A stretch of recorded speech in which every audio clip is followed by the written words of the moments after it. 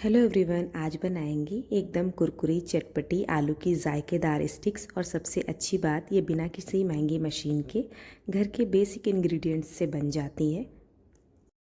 चलिए शुरू करते हैं। इसके लिए मैंने यहाँ पे 4 टेबल स्पून के करीब मैदा लिया है और साथ ही साथ 2 टेबल स्पून के करीब कॉर्नफ्लावर ऐड किया है।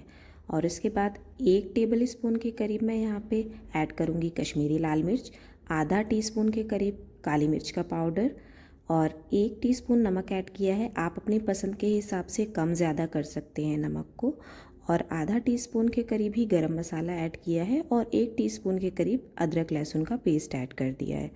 अब थोड़ा थोड़ा पानी ऐड करके इसकी मैं एक स्लरी बना रही हूँ। और जो घोल रहेगा वो बहुत ही ज़्यादा गाढ़ा भी नहीं रहेगा और बहुत ही ज़्यादा पतला भी नहीं होना चाहिए।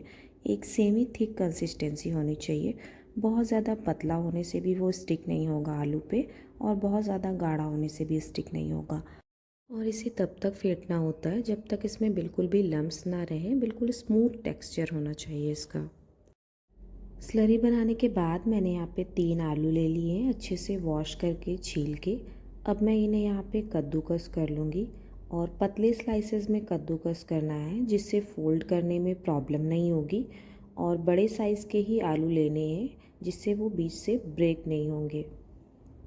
ग्रेट करने के बाद मैं आपको दिखाती हूँ कि स्लाइस कैसी होनी चाहिए। ये कुछ ऐसी होनी चाहिए जैसे हम चिप्स बनाते टाइम रखते हैं।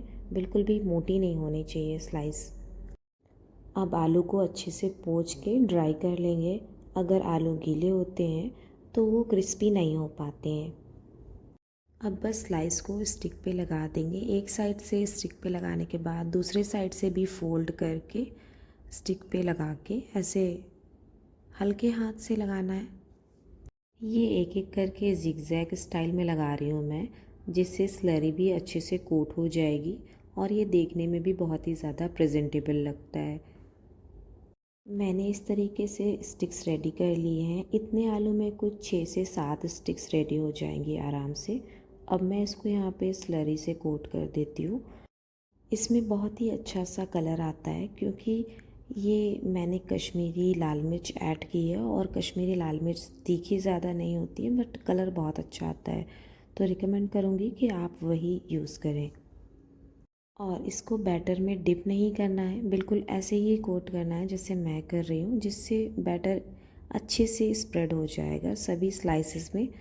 और उसके बाद इसको ऐसे बॉल पे लगाने से एक्सेस जो भी होगा वो नीचे रह जाता है। अब तेल को अच्छे से गरम करके मैं इसको यहाँ पे फ्राई कर रही हूँ। तेल काफ़ी गर्म होना चाहिए और उसके बाद इसको डालेंगे। गैस का फ्लेम मीडियम रहेगा और उसके बाद 2 मिनट के लिए ही फ्राई करके इसको निकाल लेंगे, क्योंकि इसको निकालने के बाद 5 मिनट के लिए रखेंगे।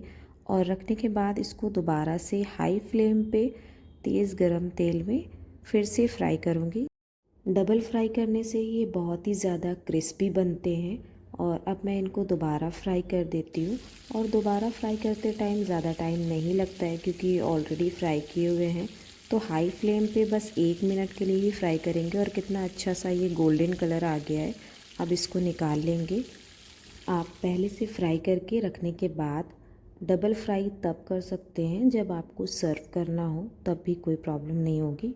आलू को फ्राई करने के बाद मेन इंग्रेडिएंट है जिसका इस्तेमाल ज़रूर करना है। यहाँ पे मैंने चाट मसाला, खटाई पाउडर और काला नमक को मिक्स करके छिड़का है। इसे ज़रूर स्प्रिंकल करना है, इससे बहुत अच्छा फ्लेवर आता है। इसे स्किप नहीं करना है। और अब हमारे बेहद ही मज़ेदार कुरकुरे चटपटे आलू के स्टिक्स रेडी हो गए हैं।